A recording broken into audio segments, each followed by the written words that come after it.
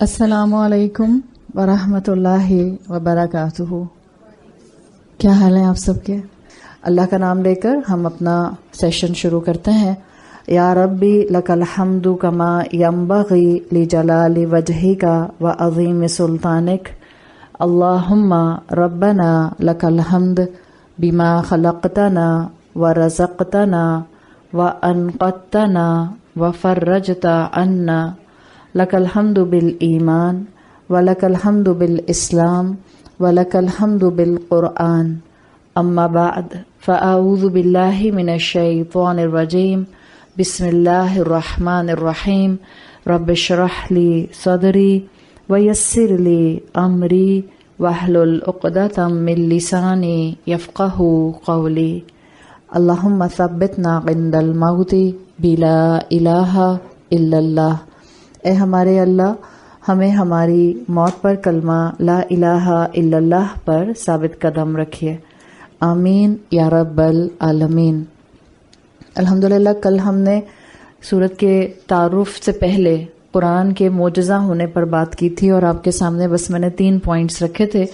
ان میں سے جو تیسرا پوائنٹ تھا، آپ میں سے کچھ خواتین کو تیسرا پوائنٹ سمجھنے میں کہ وہ معجزہ اور ایکسپلین کر دیں، اس میں سمپل ایک بات ایڈ کرنا چاہوں گی. ہم نے تیسرا اینگل دیکھا تھا کہ قرآن کی تحفیظ قرآن کا معجزہ ہونا ثابت کرتی ہے. تو ہو سکتا ہے آپ میں سے کسی کو اگر قرآن کی حفظ کرنے کو معجزے سے کنیکٹ کرنا نہیں آیا، تو ایک سمپل سا ایکسپلینیشن مجھے امید ہے کہ آپ کو بات کو سمجھا دے گا. آپ کو معلوم ہے کہ قرآن جو کہ ایک رسم عثمانی کا سٹینڈرڈ رسم الخط لکھا ہوا ہے، وہ تقریباً 600 پیجز کا ہے، اور ٹوٹل آیات قرآن کی 6000 سم تھنگ ہیں. مختلف مصاحف کے اندر قرات پر ڈپینڈ کرتا ہے، کہیں 6244 ہیں، کہیں 6247 ہیں، کچھ اس طرح سے نمبر آپ کو ملتا ہے. تو یہ جو 6000 تقریباً آیات ہیں قرآن کی 600 صفحوں کے اوپر مشتمل، جب کوئی قرآن مکمل حفظ کر کے حافظ بنتا ہے، اس کا مطلب ہے کہ ایک انسان کے دل میں وہ 6000 آیات نقش ہو جاتے ہیں. اب کسی بھی انسان کو ذہن میں لے کر آئیں، عموماً حفظ کیا جاتا ہے ینگ ایج میں. 10 سال کا، 14 سال کا، 15 سال کا بچہ جس کو قرآن حفظ کرنے کے لیے اس کے ماں باپ ڈال دیتے ہیں، اور وہ قرآن حفظ کر لیتا ہے مکمل، چاہے وہ عربی نہیں ہے. اور میجورٹی الحمدللہ ہم جتنے بھی یہاں پر لوگ ہیں، ہم سب عجمی ہونے کے حوالے سے اس کیفیت کو سمجھ سکتے ہیں. عربی ہماری زبان نہیں ہے. جو حفظ کرنے والے ہوتے ہیں ان کو قرآن مکمل سمجھ بھی نہیں آ رہا ہوتا، لیکن یہ قرآن کا معجزہ ہے کہ وہ زبان جس کو کوئی سمجھتا بھی نہیں ہے کہ کیا حفظ کیا جا رہا ہے، اس کی 6000 آیات وہ دل میں ایسے ورڈ ٹو ورڈ یاد کر لیتا ہے کہ آپ اکثر دیکھتے ہیں جتنے بھی مسجدوں کے اندر تراویح پڑھانے والے ینگ بچے ہوتے ہیں، ہارڈلی غلطیاں کر رہے ہوتے ہیں. یعنی جو غلطیاں ان سے ہو رہی ہوتی ہیں وہ 6000 آیات کے مقابلے میں ہارڈلی ہوتی ہیں. تو اس حوالے سے کہا جاتا ہے کہ قرآن کی تحفیظ قرآن کے معجزات میں سے معجزہ ہونے کی ایک دلیل ہے. تو مجھے امید ہے کہ جن کو سمجھ نہیں آیا تھا اب ان کو اس چیز سے کلیئرٹی ہو گئی ہوگی. جہاں مد آتی ہے حفاظ وہیں مد کھینچتے ہیں، جہاں پر ان کو تشدید کا ایک تلفظ شو کرنا ہوتا ہے اسی جگہ پر وہ تشدید کا تلفظ شو کرتے ہیں. یہ قرآن کا معجزہ ہے. ایون آج جتنے عربز بھی ہیں، فصیح زبان نہیں بولی جاتی مڈل ایسٹرن کنٹریز میں بھی، آج بھی ایون سعودی عرب میں بھی نہیں بولی جاتی. آپ بالکل پیور مکہ مدینہ میں بھی چلے جائیں تو وہاں کا جو رہنے والا عرب ہے وہ بھی فصیح لینگویج نہیں بولتا. اب وہ جس کو آپ کلاسیکل سے بھی ایک کم درجے کی عربی کہتے ہیں، قرآن تو کلاسیکل عربک میں ہے. ان کے بھی بچوں کے لیے بہرحال قرآن حفظ کرنا ایک اسٹرگل ٹو سرٹن ایکسٹینٹ ہوتا ہے. ہمارے مقابلے میں کم ہوتا ہے لیکن اسٹرگل ہوتا ہے. تو کسی بھی مسلمان امت میں سے کسی انسان کا، مرد ہو یا عورت، اس کا قرآن کا حفظ کرنا قرآن کے معجزات کے ایک دلائل میں سے دلیل ہے جس کو سامنے رکھا جاتا ہے. اللہ تعالیٰ سے دعا کیجئے کہ اللہ تعالیٰ اس کلام کو جتنا ہمارے سینوں میں محفوظ ہے، اس کو ہماری نجات کا، ہماری سیلویشن کا، ہمارے لیے برکتوں اور رحمتیں سمیٹنے کا ذریعہ بنا دے، اور ہمیشہ ہم اپنے زندگی کے سفر میں اس قرآن سے خیر سمیٹنے والے بنیں. انشاءاللہ آج ہمارا جو سورۃ لقمان کی ان ڈیپتھ اسٹڈی کا ڈے 2 ہے، اس کا ٹائٹل آپ جو لکھ سکتی ہیں وہ تعارف السورہ لکھ سکتی ہیں، انٹروڈکشن آف دا سورہ. تعارف السورہ یعنی کہ آپ آج سورۃ لقمان کی بالکل بیسک جو تھیم ہے، موضوع ہے، کتنے حصوں میں اسکالرز نے اس کو ڈیوائڈ کیا ہے، اس کے شان نزول، اسباب نزول کے اندر کیا چیزیں آتی ہیں، آج انشاءاللہ ایک ایک کر کے ہم وہ دیکھیں گے۔ اگر موقع مل گیا، سارے پوائنٹس کلیئر ہو گئے، تو پھر ہم آیت نمبر 1 بھی اپنی شروع کر دیں گے۔ تو اللہ کا نام لے کر ہم اپنا آج کا سیشن نمبر 2 پراپرلی شروع کرتے ہیں۔ بسم اللہ الرحمن الرحیم۔ امام احمد بن حنبل کا ایک کوٹ آتا ہے جس کا مفہوم آتا ہے کہ اللہ اپنے کلام کا علم اس کو دیتا ہے جس کو وہ محبوب کر لیتا ہے۔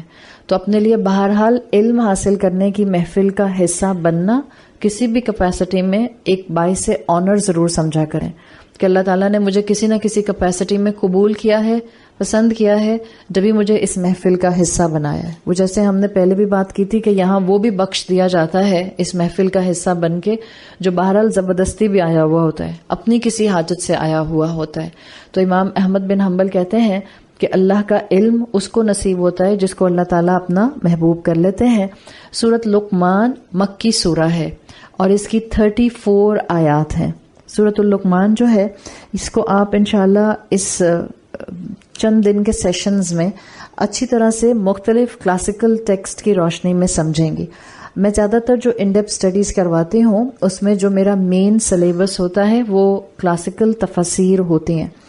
جب آپ کلاسیکل تفاسیر کا نام سنتے ہیں یا اکثر و بیشتر آپ کلاسیکل اسکالرز کی ٹرم سنتے ہیں یا آپ نے سلف صالحین کی اصطلاح سنی ہوگی یا آپ نے سنا ہوگا علماء سلف بمقابلہ علماء خلف، اگر آپ نے سنا ہے، نہیں سنا تو انشاءاللہ آج آپ کی کلاس کے تھرو آپ کے کان پر یہ علم پڑے گا تو کل کو کہیں اور آپ کسی لیکچر کو اٹینڈ کریں گی، things will not be new for you.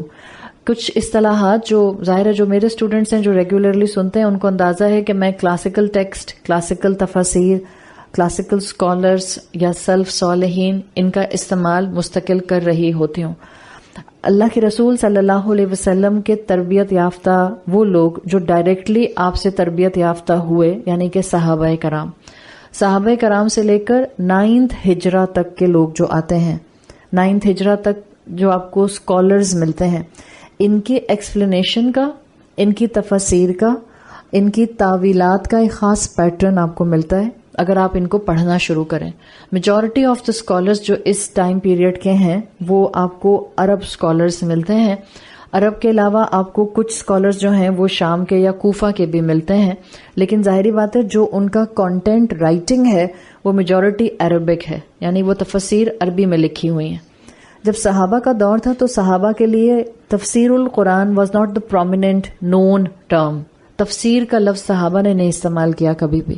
صحابہ جب قرآن کی ایکسپلینیشن کے لیے لفظ استعمال کرتے تھے تو تعویل کا لفظ استعمال کیا کرتے تھے۔ تعویل was the prominent term during the time period of صحابہ۔ اب صحابہ کرام سے لے کر 9th ہجرہ تک کے جتنے اسکالرز آتے ہیں، رفلی بعض اسکالرز 9th ہجرہ تک ان کو کاؤنٹ کرتے ہیں، بعض ان کو 10th 11th ہجرہ تک بھی رکھتے ہیں، لیکن اگر آپ وہ ڈیفینیشن جو میں دینے جا رہی ہوں اس کے انڈر بات کریں گے تو 9th ہجرہ تک صحابہ سے لے کر 9th ہجری تک کے اسکالرز جو ہیں جنہوں نے قرآن کی شرح، قرآن کی ایکسپلینیشن لکھی ہے، ان کو آپ علماء سلف یہ سین سے لکھتے ہیں، سین لام فا، علماء سلف، یا آپ ان کو کلاسیکل اسکالرز یا وہ اسکالرز جنہوں نے تعویلات میں ایک خاص پیٹرن اڈاپٹ کیا ہے، آپ ان کو علماء سلف کے حوالے سے جانتے ہیں۔ علماء سلف ان کا خاص پیٹرن کیا ہے قرآن کی ایکسپلینیشن کا؟ انہوں نے 2 چیزوں کی بیسس پر قرآن کی ایکسپلینیشن کی ہے۔ پہلی بیس ہے ان کی جس کو آپ کہتے ہیں نص، نون صاد، نص کہتے ہیں عربی زبان میں ٹیکسٹ کو، یعنی یہ وہ اسکالرز ہیں جنہوں نے پہلا اپنا سلیبس سامنے رکھا کسی آیت کو ایکسپلین کرنے کے لیے اللہ کا کلام قرآن یا اللہ کے رسول صلی اللہ علیہ وسلم کی تعلیمات جس کو آپ حدیث رسول کہتے ہیں، یا حدیث رسول یا سنت رسول۔ تو بیسیکلی جب آپ سلف صالحین کی بات کرتے ہیں، جب آپ علماء سلف کی بات کرتے ہیں تو اس میں یہ اسکالرز الگ سٹینڈ آؤٹ اس لیے کرتے ہیں کہ انہوں نے کوئی سائنٹیفک ریسرچ نہیں ڈالی اپنی تفاسیر میں، یا انہوں نے کوئی سائنٹیفک کمپیریزن نہیں کیا قرآن میں آنے والے پیرابلز کا۔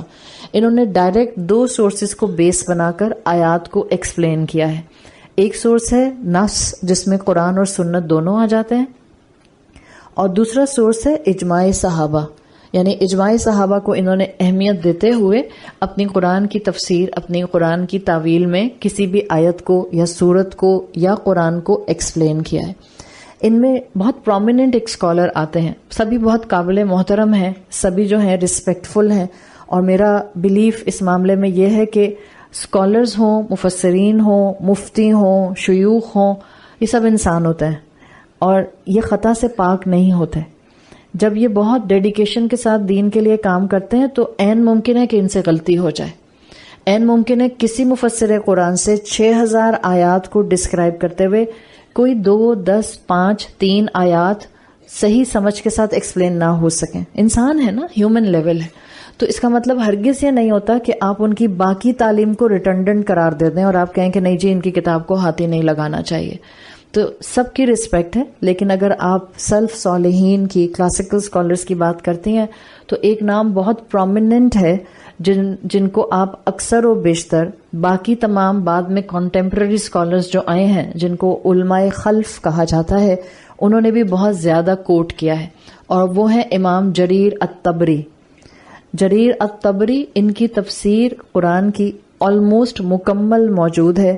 انہوں نے لیٹ 3rd سینچری میں قرآن کی تفسیر لکھی ہے، and he was almost the first مفسر جنہوں نے مکمل قرآن کی تفسیر لکھی۔ اس سے پہلے جو بھی تابعین یا تبع تابعین موجود تھے وہ زیادہ تر جب تفسیر لکھتے تھے تو چند صورتوں کی لکھتے تھے، یا قرآن کے کسی حصے کی لکھتے تھے، یا پارے کی لکھتے تھے، یا کسی چنک کی لکھتے تھے، یا آیات کی لکھتے تھے۔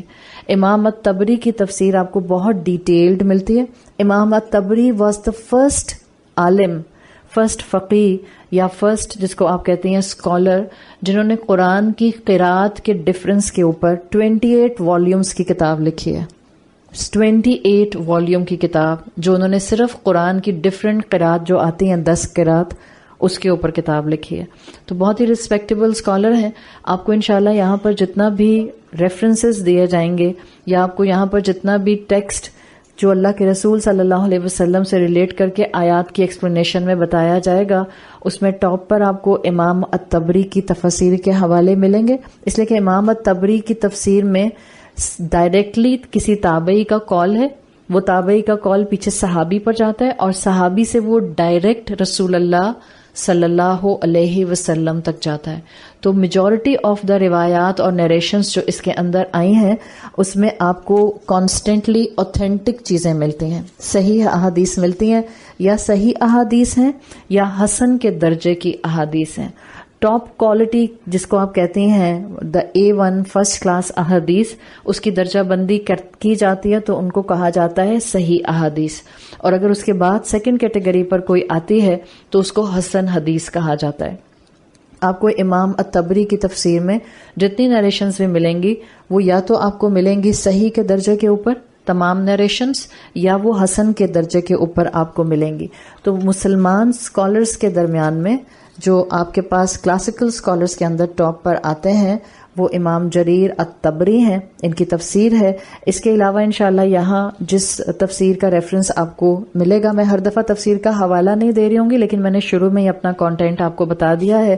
الطبری کے علاوہ جو ابن عاشور ہیں جن کی تفسیر ہے التحریر والتنویر، یہ سب عربی کی تفاسیر ہیں۔ اگر ان کو کسی نے اردو کیا ہے، میرے علم میں نہیں ہے کہ یہ سب اردو ہوئی یا نہیں ہوئی، امام طبری کی تفسیر اردو ہوئی ہے اس کا مجھے علم ہے، لیکن وہ بہت کنسائز جس کو ٹرانسلیٹ کیا گیا ہے، it's not word to word translation of Imam Tabari کی عربی کی تفسیر۔ لیکن اگر کوئی پڑھنا چاہے تو امام طبری کی اردو کی تفسیر آپ کو جدہ پبلیکیشنز کی طرف سے یا کویت پبلیکیشنز کی طرف سے کہیں نہ کہیں سے انشاءاللہ مل جائے گی۔ مجھے آئیڈیا نہیں ہے کہ پاکستان میں اویلیبل ہے یا نہیں ہے۔ تو امام جریر الطبری ہیں، ابن عاشور کی تفسیر ہے التحریر والتنویر۔ اس کے علاوہ یہ آپ کے مالکی اسکول آف تھاٹ میں ابن عطیہ ہیں، ان کی تفسیر کا حوالہ انشاءاللہ میں آپ کو دے رہی ہوں گی، اور ابن کثیر کی تفسیر انشاءاللہ ہم اپنی اسٹڈی کا حصہ بنا کر رکھیں گے۔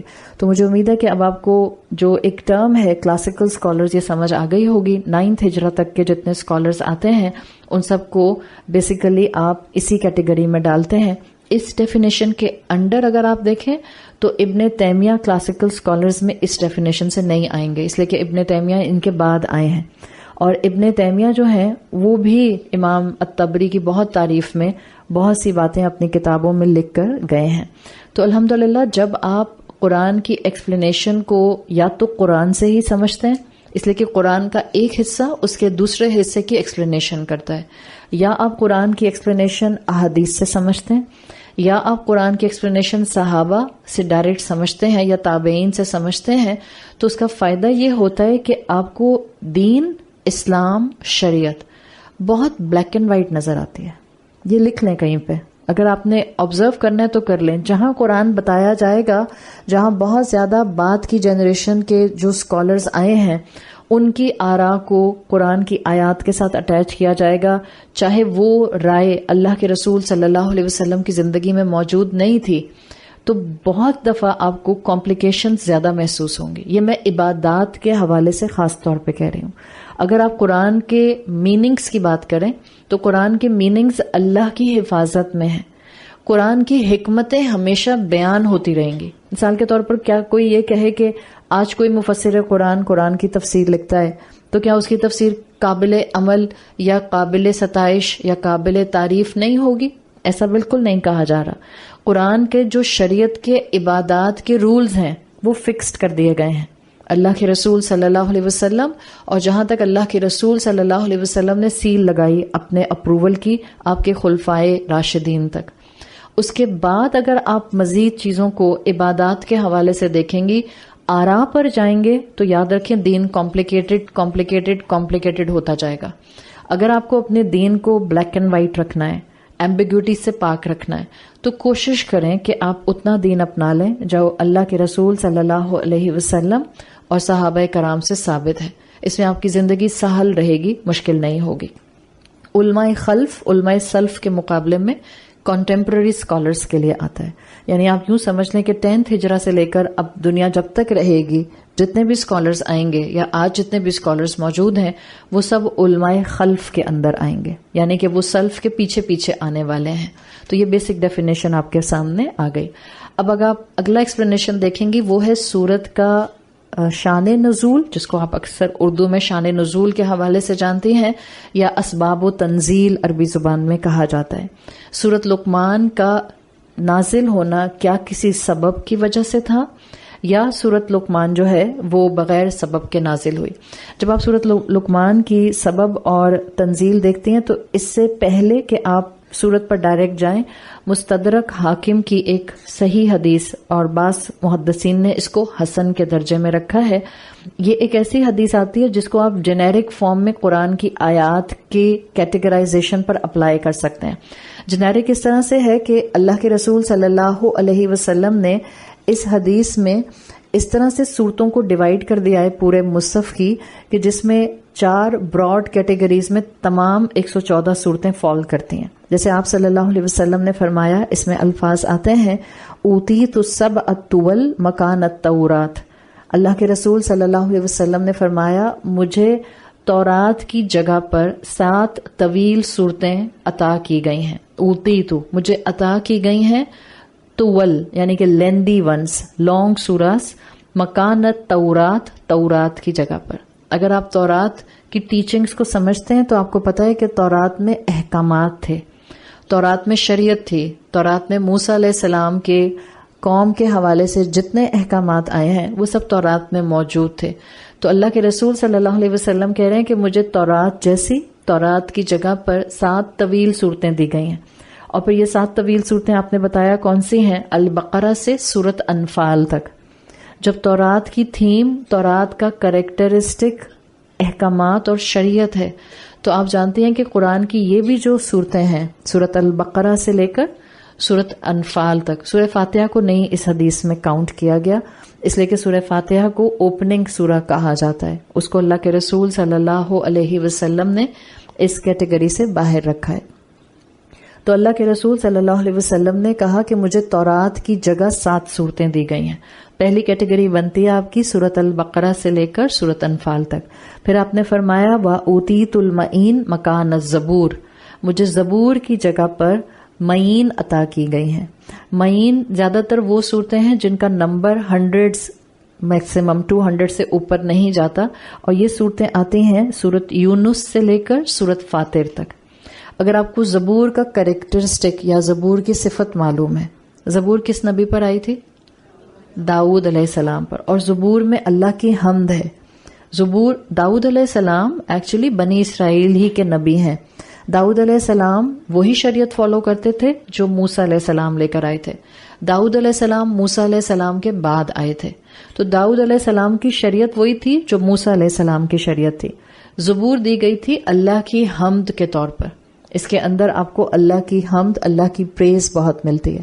تو یہ جو آپ کو صورتیں قرآن کی ملتی ہیں جن کو اللہ کے رسول صلی اللہ علیہ وسلم نے معین صورتیں کہا ہے، ان صورتوں میں سورت یونس سے لے کر سورت فاطر تک آتا ہے معاملہ، اور سورت لقمان بھی اسی کیٹیگری میں معین صورتوں میں فال کرتی ہے۔ پھر آپ صلی اللہ علیہ وسلم نے فرمایا وَأُوتِيتُ الْمَثَانِي مَكَانَ الْإِنْجِيلِ، مجھے مثانی یعنی کہ بار بار دہرائی جانے والی صورتیں عطا کی گئیں انجیل کی جگہ پر۔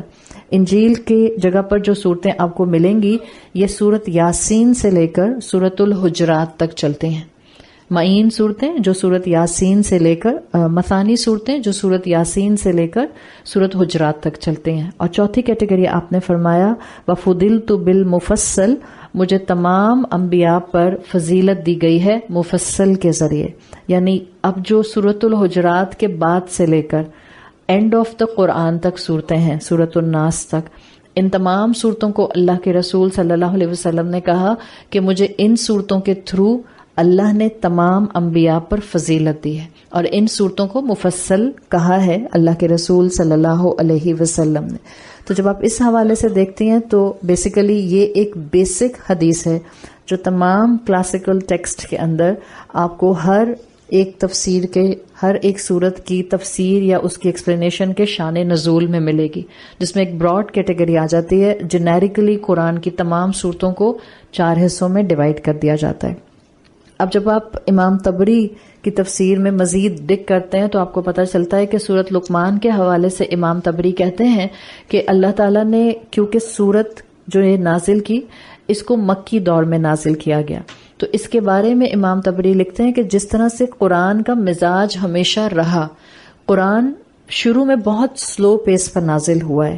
آپ کو بھی معلوم ہوگا کہ صحابہ کے اقوال آتے ہیں کہ ہم شروع میں 5 آیات کے اوپر صرف سبق یاد کیا کرتے تھے، آیات حفظ کیا کرتے تھے، آیات کو سمجھا کرتے تھے۔ اس کے بعد جیسے جیسے قرآن کا نزول بڑھتا گیا، صحابہ کا سلیبس بھی بڑھتا گیا، اور قرآن 23 سال کے عرصے میں نازل ہوا ہے۔ یہ 23 سال قمری سال ہیں۔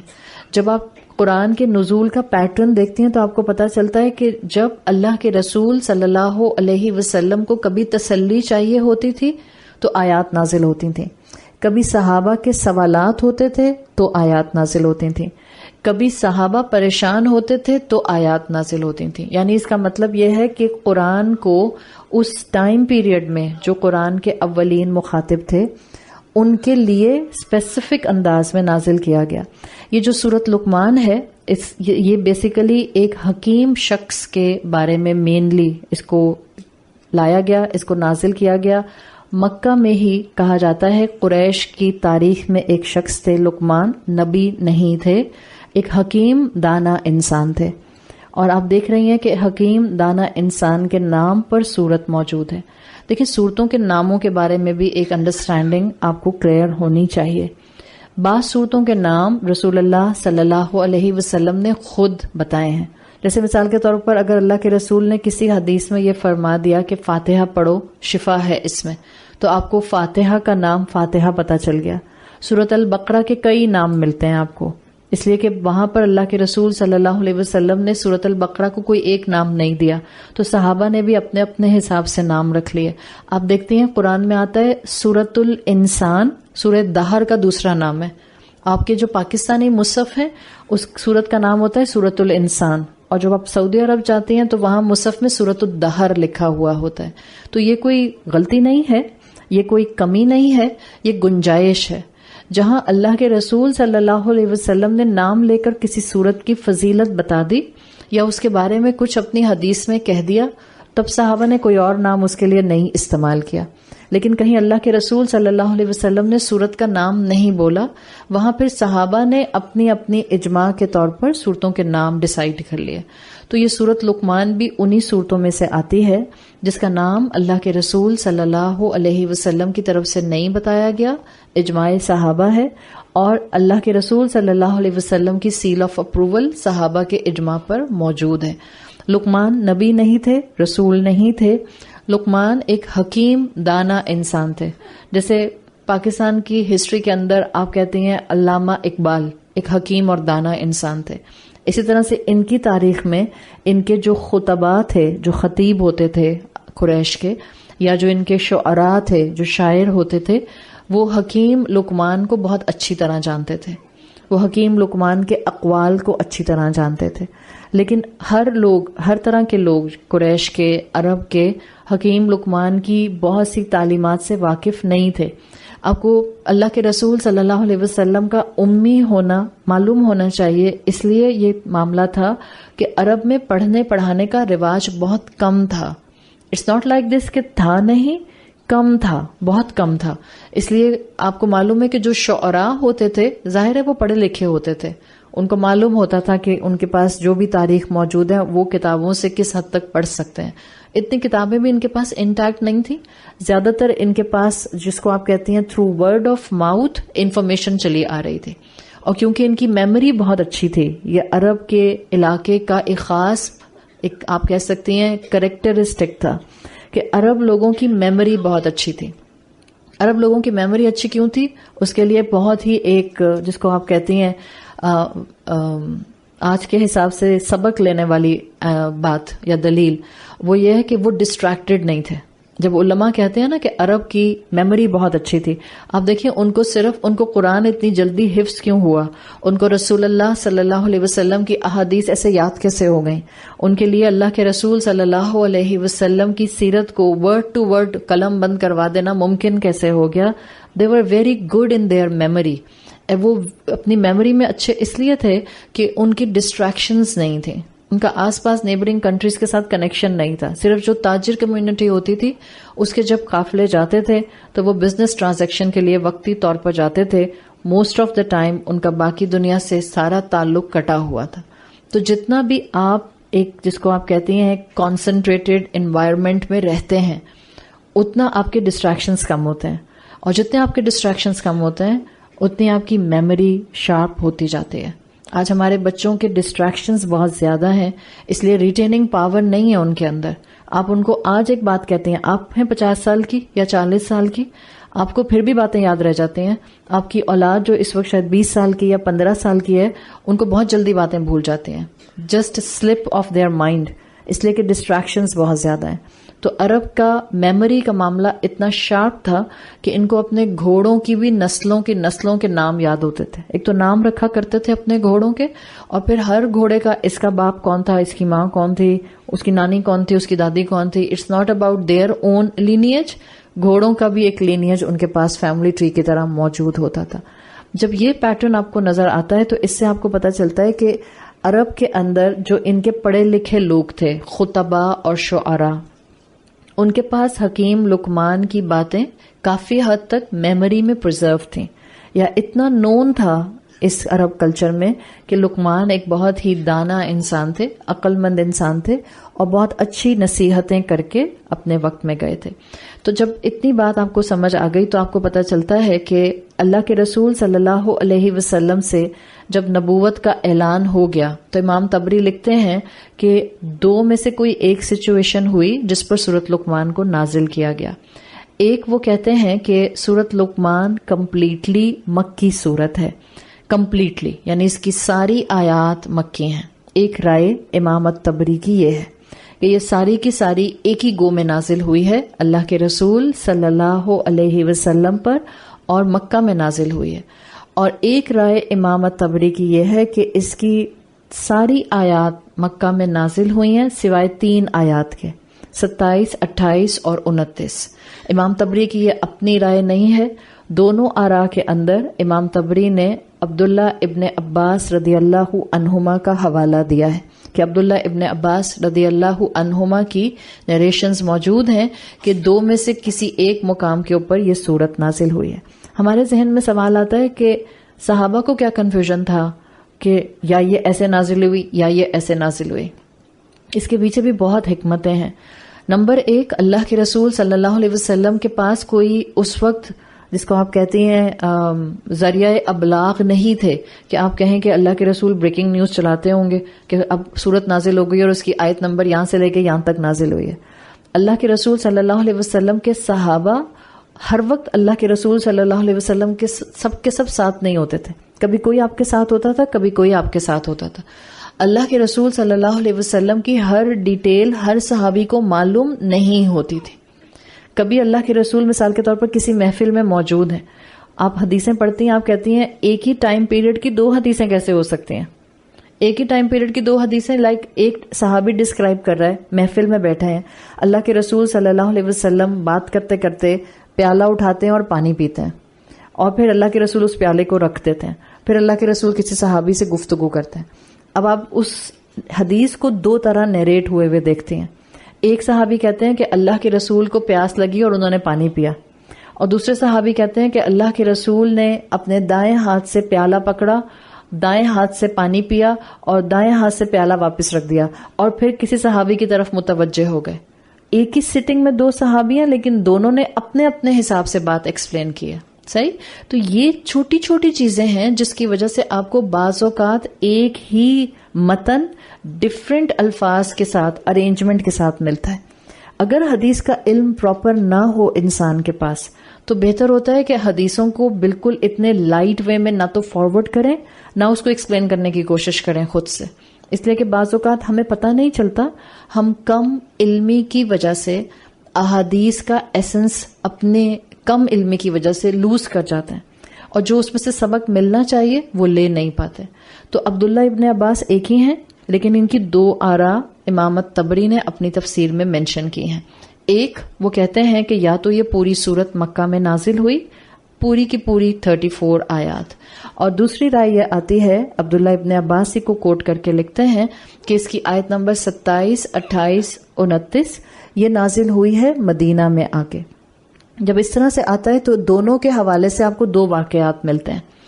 ایک واقعہ جو امام طبری مینشن کرتے ہیں جس میں وہ کہتے ہیں کہ یہ پوری مکی صورت ہے، وہ کہتے ہیں کہ قریش کے چند لوگ ایک مرتبہ اللہ کے رسول صلی اللہ علیہ وسلم کے پاس آئے اور ان سے کہا کہ آپ ہمیں لقمان حکیم کے بارے میں کچھ بتائیے.